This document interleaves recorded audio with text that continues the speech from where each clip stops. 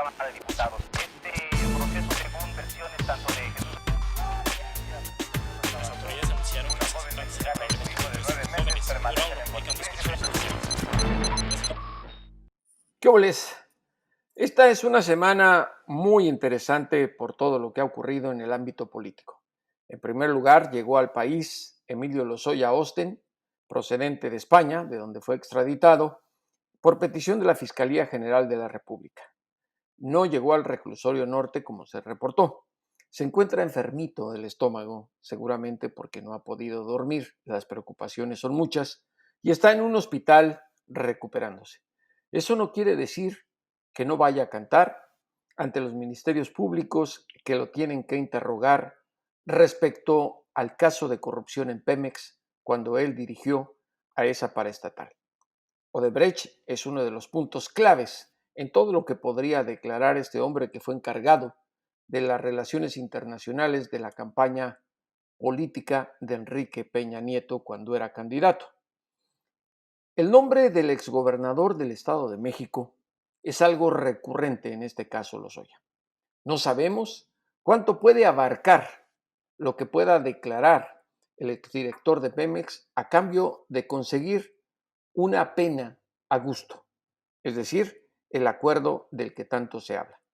El presidente Andrés Manuel López Obrador le ha pedido a la Fiscalía General de la República, que dirige el doctor Alejandro Gertz Manero, que respetuosamente informe sobre el proceso que se va a llevar a cabo.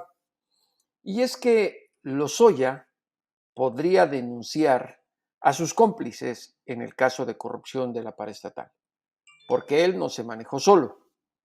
Son muchos los rostros que nos imaginamos detrás de las rejas por ese asunto.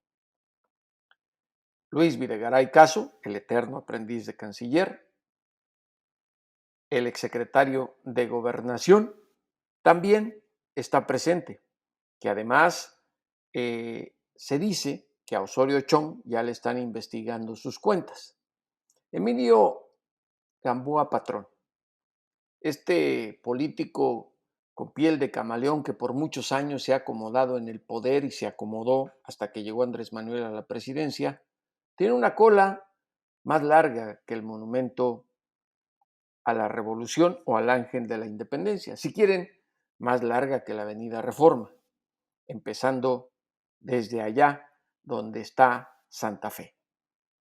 Hay varios nombres, insisto, muchísimos, Manlio Fabio Beltrones, y no sabemos cuántos más pueden estar involucrados en esta trama cuya araña está en el centro ahora del ojo del huracán.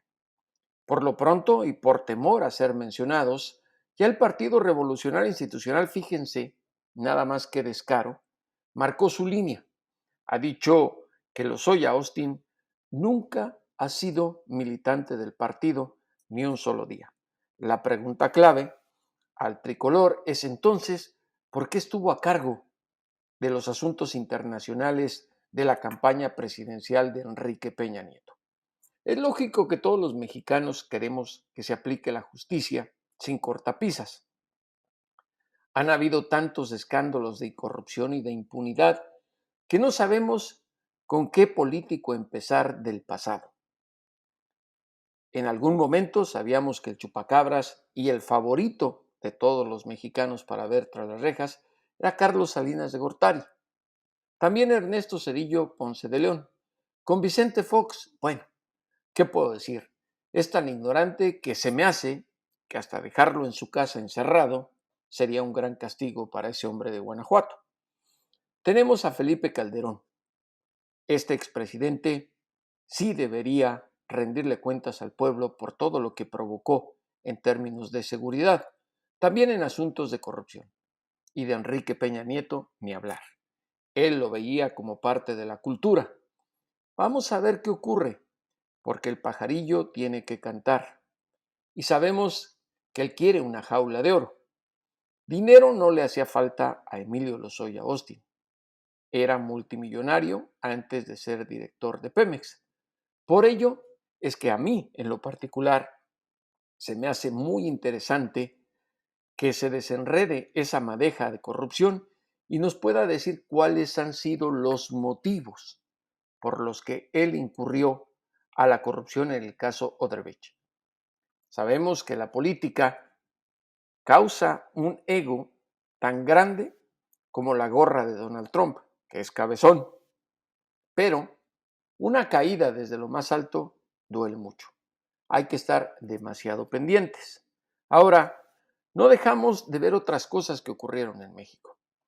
Los intelectuales y escritores, un grupo que perdieron todos sus privilegios con la llegada de López Obrador al poder, parece que lloran porque quieren recuperar las prebendas y todos los favores a los que eran sujetos con gobiernos tan corruptos. No puedo entender cómo este grupo orgánico de intelectuales llora al pasado, cuando todos los mexicanos, en su mayoría, están mirando hacia adelante y aplaudiendo que por lo menos hay un gobierno más transparente y un presidente que estoy seguro, y aunque se equivoca en muchas cosas, es honesto y no nos va a robar. El tiempo dará la razón a las cosas y habrá que estar, insisto, demasiado pendientes y al tanto de lo que diga en cualquier formato a la Fiscalía General de la República Emilio Lozoya Austin. Ahí vamos a destapar, y digo vamos porque todos estamos representados por la Fiscalía, la tapa a la coladera. Y por último, quiero añadir un detalle. Ricardo Salinas Pliego, este empresario favorito del presidente López Obrador y quien estuvo también presente en la reunión con Donald Trump en la Casa Blanca, pues resulta que ha aportado dinero, de su dinero, a la campaña de reelección de Trump y al Partido Republicano. ¿Cuáles serán los intereses del dueño de Televisión Azteca, entre otros negocios? Solo él lo sabe. Trump, por lo pronto, le ha levantado el dedo pulgar de la mano derecha en señal de aprobación. Ahora los invito a escuchar una entrevista muy interesante con Jesús Silva Gerso Márquez, este académico y buen escritor que con una perspectiva distinta a esos intelectuales y académicos orgánicos nos ayuda a entender lo que está ocurriendo. Desde su punto de vista, incluso considera que el presidente López Obrador sacó un buen porcentaje en su visita a Trump.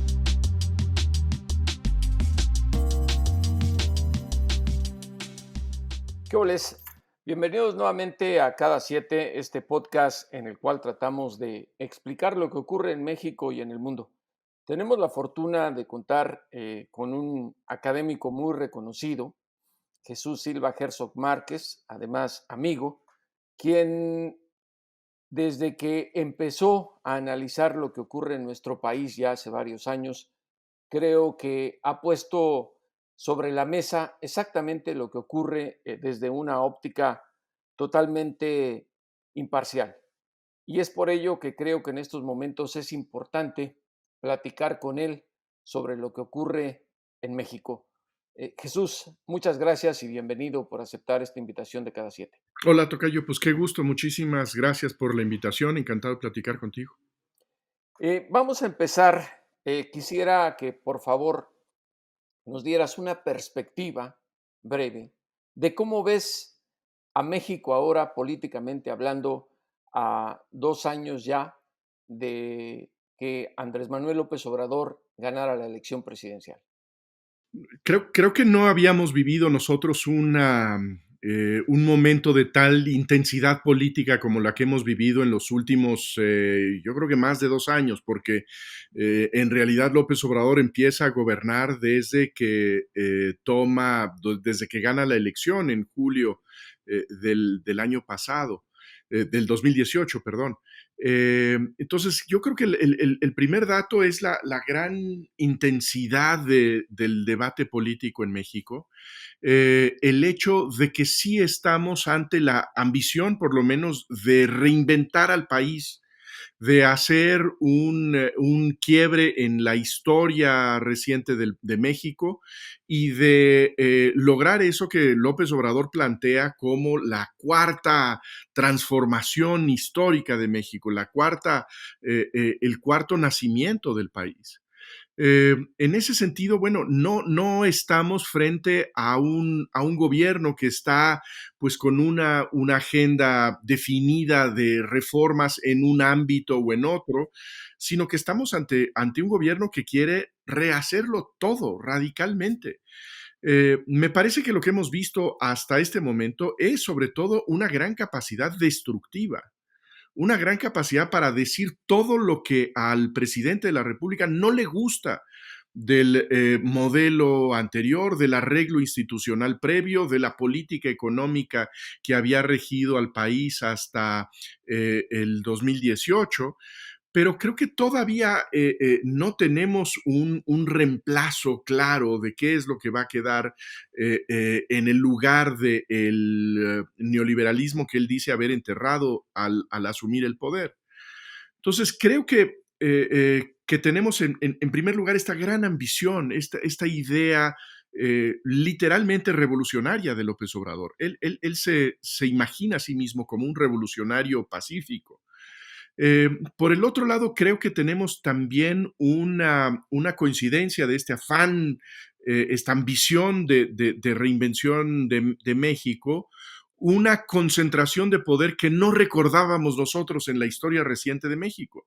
Desde fines del siglo XX, en el país, la presidencia tenía muchísimos contrapesos, muchísimas restricciones, había vetos en los congresos, en los gobiernos locales, y ahora vemos nosotros al presidente López Obrador como una fuerza avasallante, una fuerza que puede realmente caminar sin que haya alguien que le pueda detener porque creo que la otra característica de nuestro tiempo es que si estamos viendo nosotros este empeño de López Obrador de reinventar al país, por el otro lado, las oposiciones después de que perdieron el poder y su presencia legislativa y política en muchas regiones del país, siguen atolondradas. Las oposiciones no han tenido nada que decirle a México desde que perdieron en 2018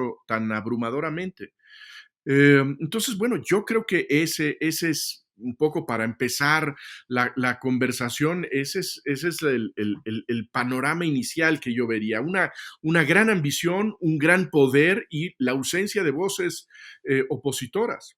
Se quedaron sin autoridad moral las voces opositoras, creo que en parte por ese mensaje que se dio en las urnas en julio de hace 2 años, ante tanta corrupción, porque es claro, Jesús, que en los últimos años, sobre todo el tema de la corrupción, hizo que mucha gente saliera precisamente a votar por López Obrador.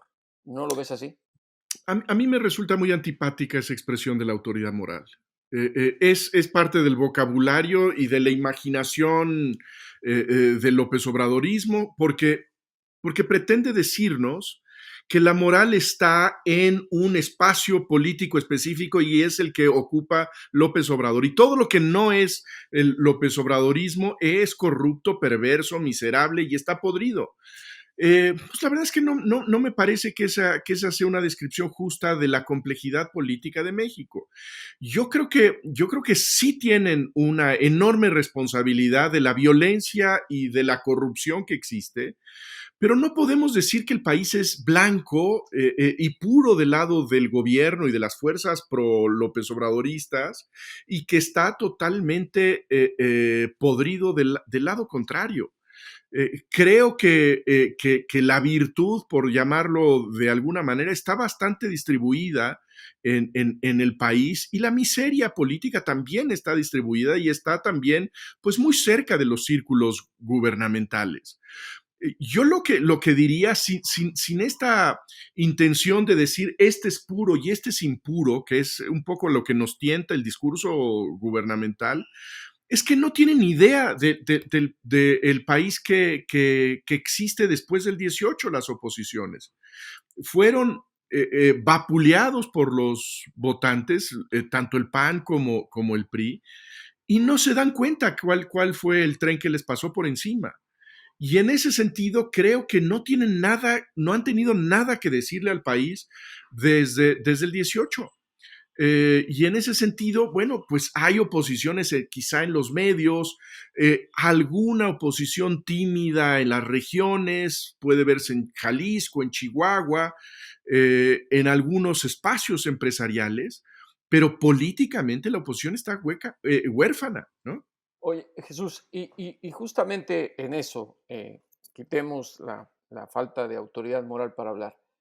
El presidencialismo que ejerce López Obrador desde Palacio de Gobierno, que como bien dices tú, no habíamos visto desde hace mucho tiempo, y en el cual su palabra es la última palabra y la única palabra, genera, sin embargo, también un sentimiento de división entre la sociedad. Te lo digo porque yo nunca había visto la manera tan brutal como descalifica la gente que sigue ciegamente a López Obrador a las personas que pueden tener una visión no necesariamente contraria a él, sino que llaman la atención de los errores que se pueden cometer, porque nadie es perfecto. Y eso creo que genera precisamente el que López Obrador siga enconado en este gentío que lo sigue ciegamente, y eso creo que hasta puede intimidar a la oposición, que como dices tú, tal vez no tiene la hoja de ruta precisa para mandar un mensaje. ¿Hasta qué punto eso puede generar el que volvamos en México a caer a lo mismo? Es decir, a creer en las personalidades y no generar esa democracia que todo mundo espera y todo mundo está ansiando. Yo creo que pones el dedo en un peligro clarísimo que tenemos en este momento. El liderazgo de López Obrador es un liderazgo inusual en la historia política de México. Morena es un bicho rarísimo en el espacio histórico de México porque es la primera organización propiamente personal. No conocíamos nosotros eso, ni siquiera el PRI, que tenía pues una lealtad al presidente absoluta, no era ni siquiera un instrumento del presidente como lo ha sido Morena tan claramente, ¿no? Eh, en ese sentido, López Obrador confía mucho en su claridad moral, regresando a eso, en su liderazgo, en su ejemplo, en todo lo que a su juicio va a sembrar su austeridad y su rechazo a los lujos de la antigua clase política, pero no es una persona que crea en el orden institucional.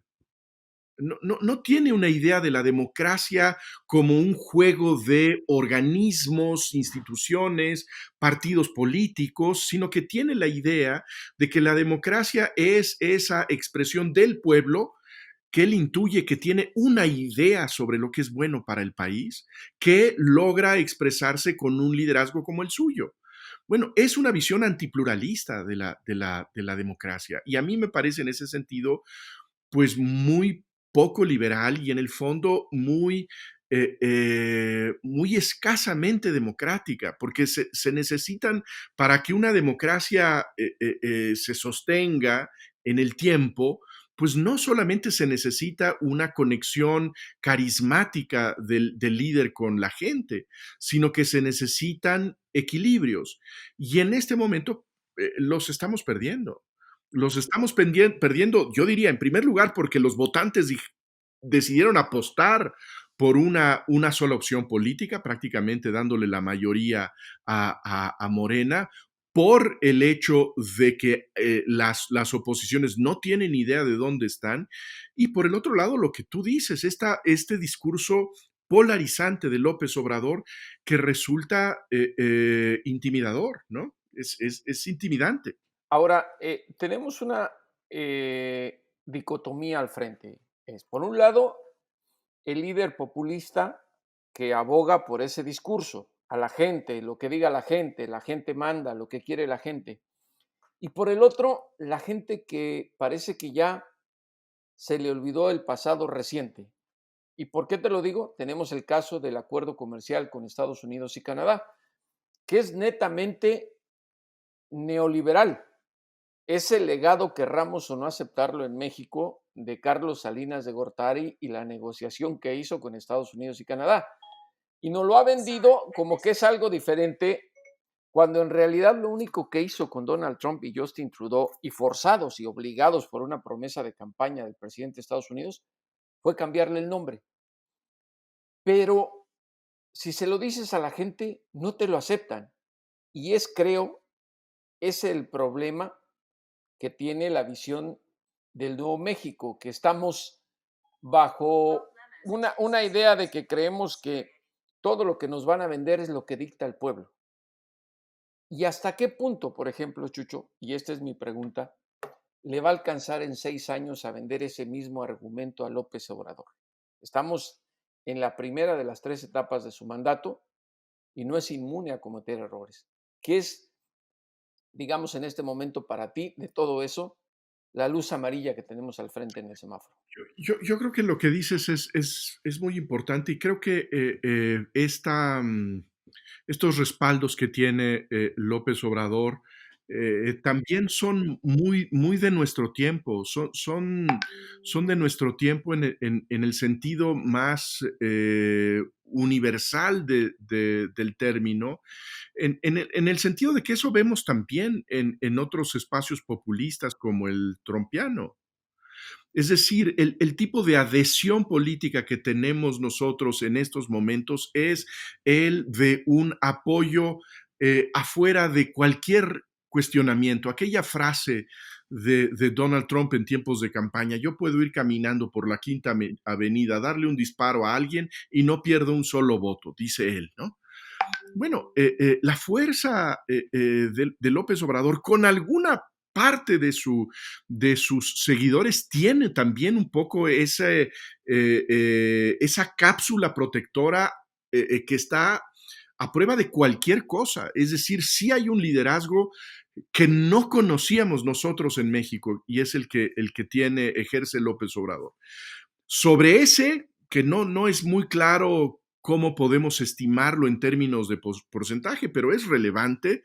Yo creo que frente a ese electorado no hay ningún riesgo de la popularidad de López Obrador. Pero en el 2018, bueno, pues trajo a sus votantes, trajo a su voto pues muchos decepcionados del PAN, decepcionados del gobierno, de las reformas estructurales de Peña Nieto, hartos de la corrupción, que son votantes que están a la casa de cuál es la mejor opción en cada elección, ¿no? Esos están desde luego a juego y no los tiene asegurados en la bolsa Andrés Manuel López Obrador.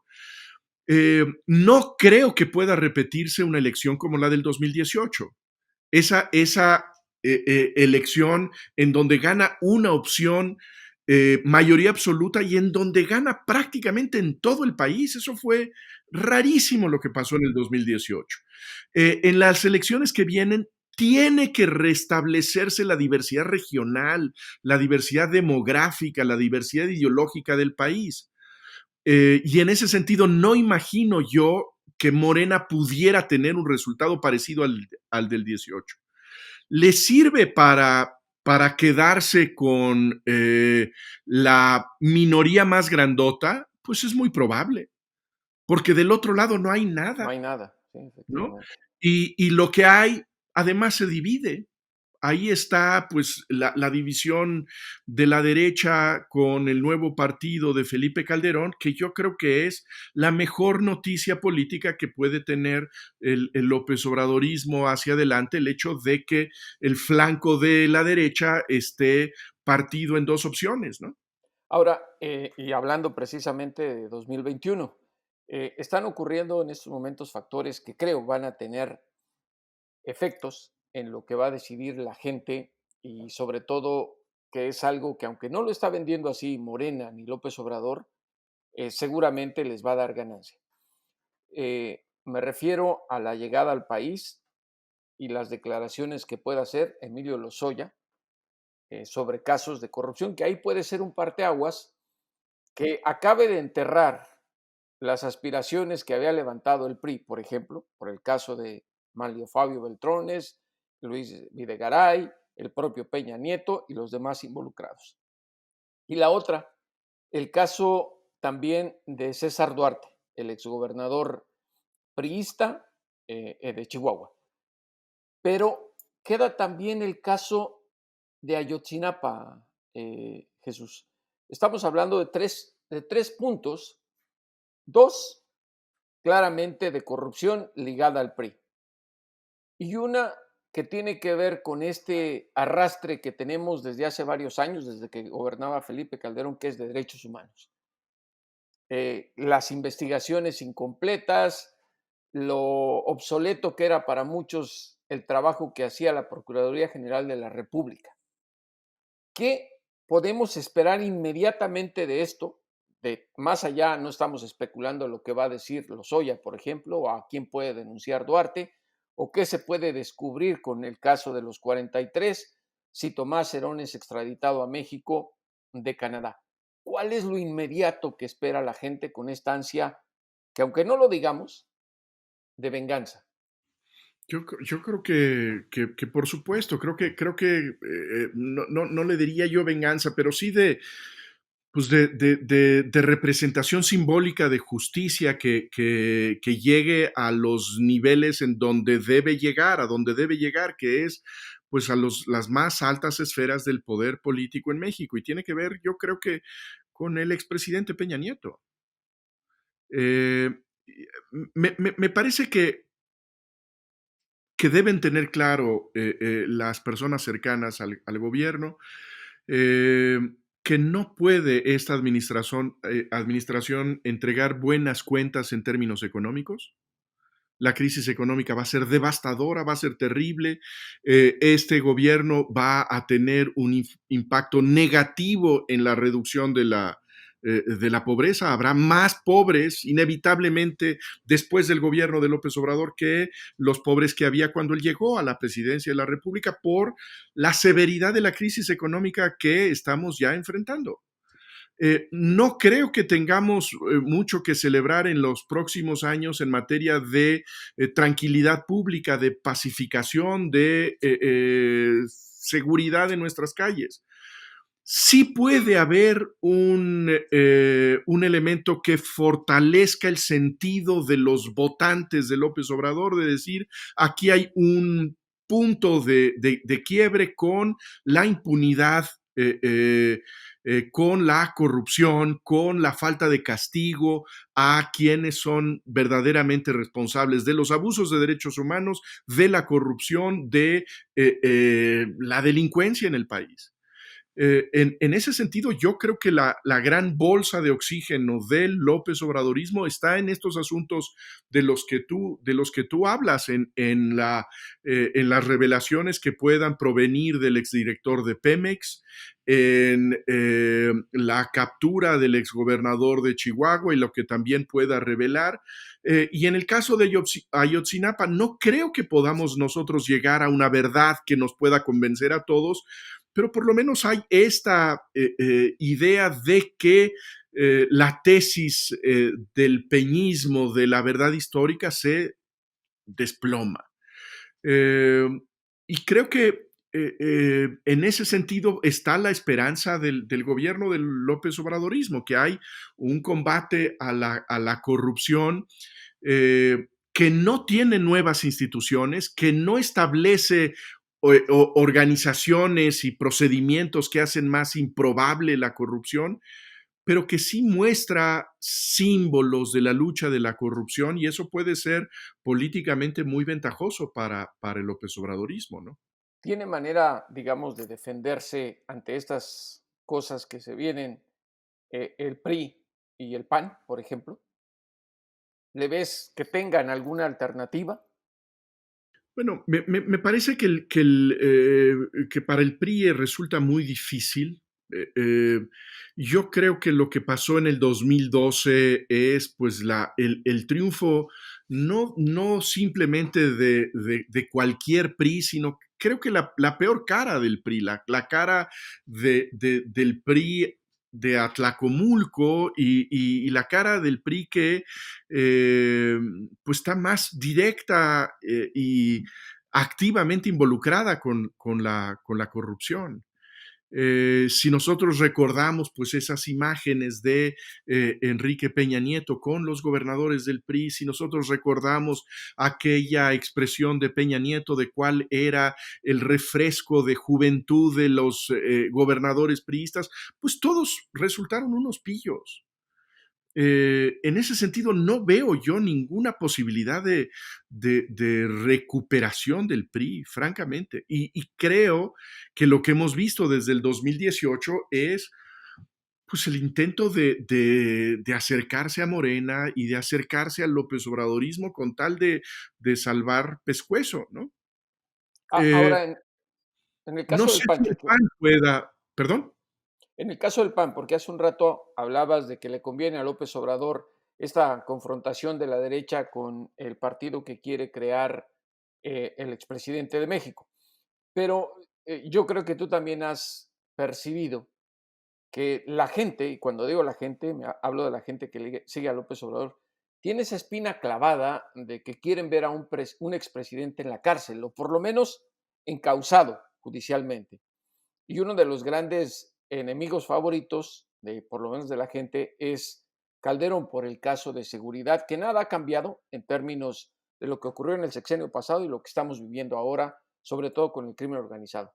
Pero también están surgiendo evidencias, Jesús, que exponen a un gobierno que nos mintió, como sabemos, y todos los gobiernos mienten. En el caso de Rápido y Furioso, y también en las cifras estadísticas de los muertos.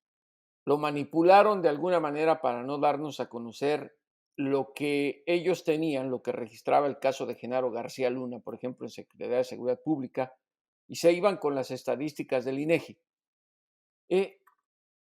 Veremos en algún momento, con esta división en el PAN, que se pueda detener lo que quiere hacer Calderón, o tú crees que si surgen más evidencias, el gobierno mexicano de López Obrador pueda actuar en consecuencia como lo está haciendo en el futuro inmediato con el PRI.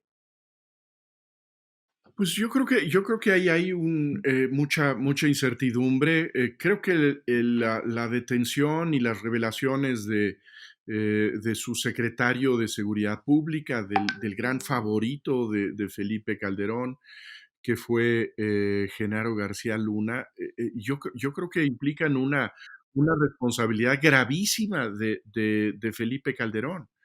Yo creo que eso lo invalida políticamente.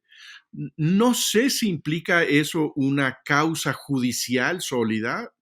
Mi impresión es que hasta este momento no tenemos evidencia de que eso sea conducente, pero yo creo que políticamente sí lo invalida. García Luna no fue cualquier secretario de Estado. García Luna fue la persona a la que se ató personalmente Felipe Calderón de una manera que hoy vemos francamente enfermiza.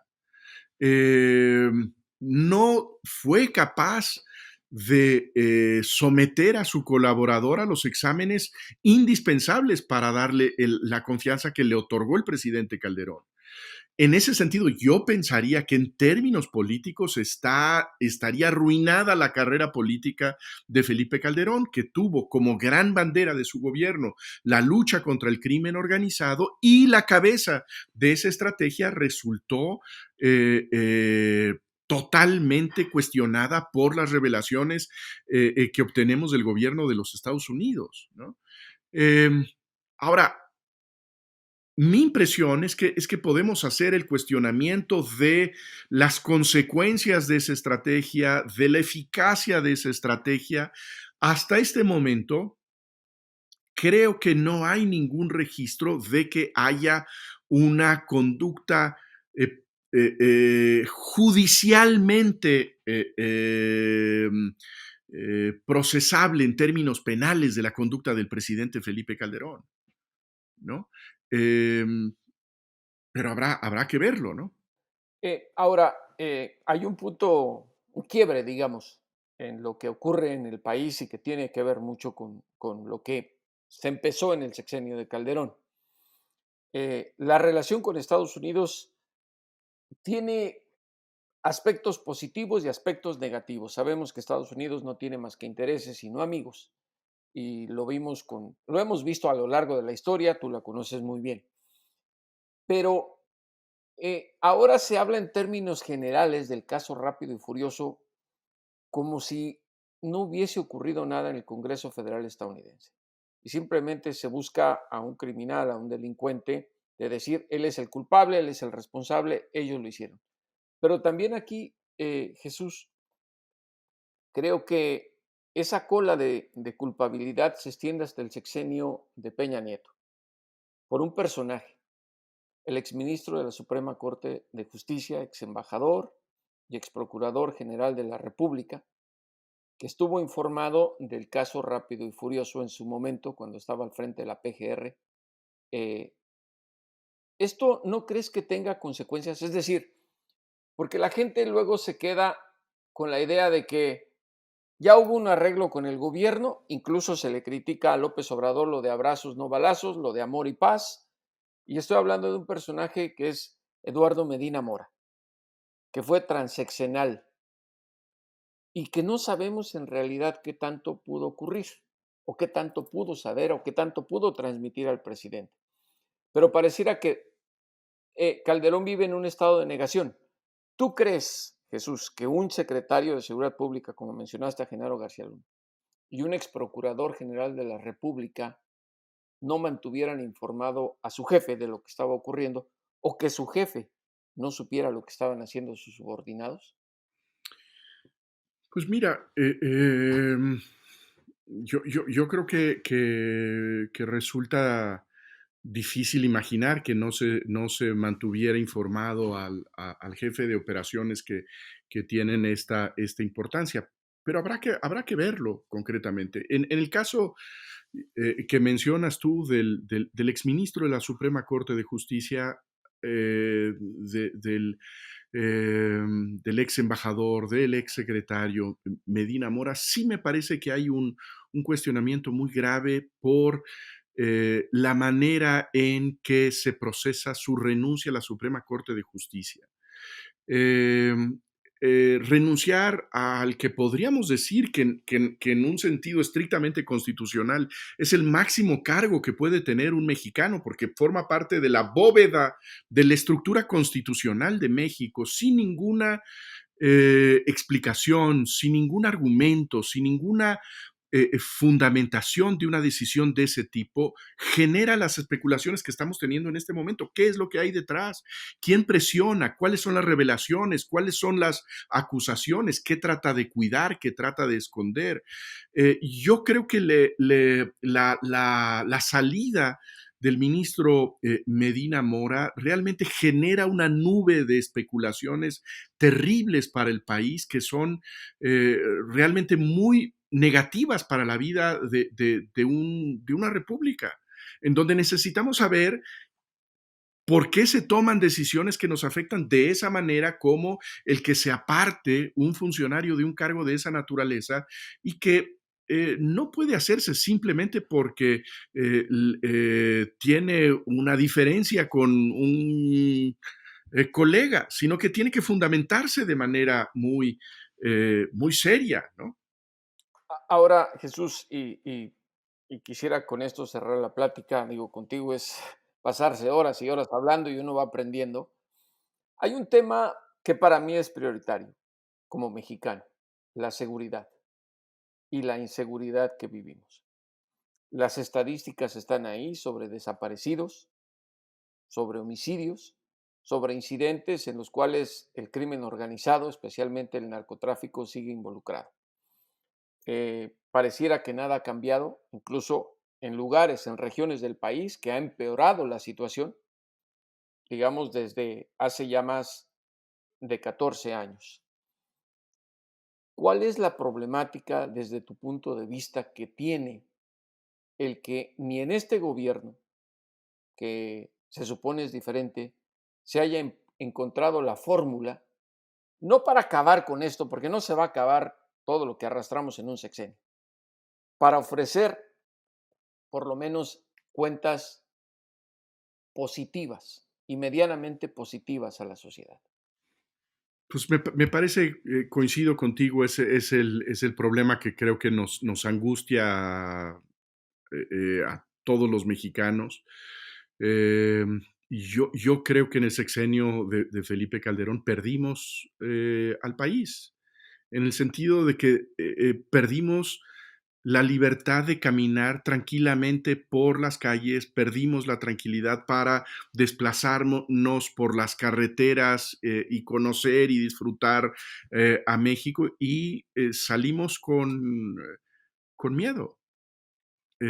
No hemos recuperado esa tranquilidad y no me parece que estemos en la perspectiva de que vayamos a alcanzarlo al final del gobierno de López Obrador. Eh, lo dramático quizá es que todos los actores políticos de alguna manera están empeñados en seguir la misma ruta.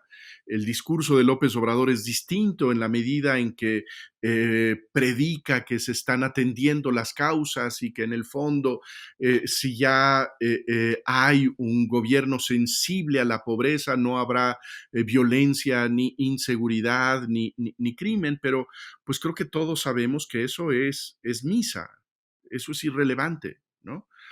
Eh, no tengo claro cómo se puede atender esto. Este es quizá el problema más intrincado, más complicado que tenemos nosotros en el país, porque creo que lo más terrible es que es un retroceso en el proceso de civilización de México. Que es un regreso de alguna manera al México bárbaro, al México que resuelve sus problemas. Y esto ya no es solamente un asunto de crimen organizado y de narcotraficantes y de estos grandes capos y cárteles, sino que tiene que ver también con la manera en que en México se resuelven los problemas, que es a través de la violencia. Se impuso desde el gobierno de Felipe Calderón la idea y el mensaje de que, pues de que el crimen es impune, de que no hay consecuencias a quien usa la violencia, de que los homicidios no se castigan. Eh, y en ese sentido, pues sí, creo que lo que significa históricamente para México es un retroceso, y yo lo pondría en esos términos, un retroceso en en el camino de la civilización, de que nuestros problemas, nuestros desacuerdos, las broncas de tierra, los desacuerdos religiosos, incluso los problemas familiares se resuelven de una manera en que no se acude a la violencia. Cuando todo el tiempo lo que oyes es que el país está tapizado de sangre, y que la violencia no tiene consecuencias, pues yo creo que eso implica una pedagogía espantosa de que los problemas se pueden resolver a través de la violencia. Eh, lo terrible es que no creo que podamos tener nosotros una expectativa de que en el corto y creo que ni siquiera en el mediano plazo podremos atajar este problema. Gravísimo lo que nos estás diciendo, pero creo que es una realidad que se ve día a día. Podemos decir que en algunas regiones ha mejorado la situación, en otras ha empeorado. Y yo soy de la idea, Jesús, de que en algunos casos donde creemos que ha mejorado es porque la prensa ha dejado de cubrir la situación, porque no cambia. Eso es más terrible, cuando ya ni siquiera lo registramos, ya ni siquiera hablamos de ello, ya cuando los periodistas están a tal punto intimidados que prefieren hablar del resultado del fútbol, pero no del cadáver que está en la esquina, ¿no? Ahora, antes de despedirnos, Jesús, yo quisiera que si por favor brevemente nos dieras tu punto de vista sobre este tan polémico viaje que hizo a Washington el presidente Andrés Manuel López Obrador. La gente dice que fue exitoso y él también en términos de diplomacia. Tú eres hijo de uno de los grandes diplomáticos que tuvimos en México. Tuve la fortuna de haber platicado con tu papá cuando fue embajador de nuestro país aquí en Washington y obviamente pues leía lo que decía cuando él era secretario de Relaciones Exteriores. Desde tu punto de vista, ¿tú crees que con declaraciones nos borraron un pasado inmediato de Donald Trump sobre sus acciones contra México y los mexicanos, que solamente dejó pasar unas horas para inmediatamente retomar el curso político electoral con el tema migratorio? Me parece que el presidente López Obrador se equivoca cuando dice que queríamos o que querían sus enemigos, como él dice, que hubiera pleito, cuando creo que todos los llamados que se hicieron antes de que viajara a Washington era de prudencia, no de que se peleara, sino más bien de que se abstuviera en este momento de ir a la Casa Blanca por lo que ahora estamos viendo. ¿Cómo tú puedes explicarnos qué ocurrió en este viaje desde tu punto de vista? Mira, me parece un asunto complicadísimo. Yo empezaría advirtiendo que no hay ningún líder político que haya podido tratar y lidiar exitosamente con el habitante de la Casa Blanca. Es decir, sí es un personaje tan salvaje en términos diplomáticos, en términos políticos, que todas las estrategias que hemos visto los intentos de Macron, los intentos de Justin Trudeau, hemos visto los desencuentros con la canciller alemana, en fin, hemos visto todos estos eventos extrañísimos de sus reuniones diplomáticas que habría que advertir que es un personaje intratable en muchos sentidos, Donald Trump. Al mismo tiempo, creo que debemos de registrar que en el caso de México hay una vulnerabilidad brutal frente a Estados Unidos y una dependencia que no es deseable, pero que es innegable, ¿no? Entonces, a mí no me gustó el viaje, me pareció inoportuno, me pareció que el momento en que se hace esta visita a la Casa Blanca es impropio porque estamos en plena campaña electoral. Eh, Creo que el mensaje del presidente López Obrador fue pues demasiado tibio, creo que debió de haber sido con toda diplomacia más enfático en también registrar los espacios y los puntos del desacuerdo y no solamente ir a dar las gracias. Creo que le hizo falta igualmente, pues, hacerse cargo de la pluralidad de Washington y la pluralidad de la política norteamericana y tener un gesto de atención con si no con el candidato Biden, pues por lo menos sí con el liderazgo en el Congreso que tiene un color distinto del de Trump.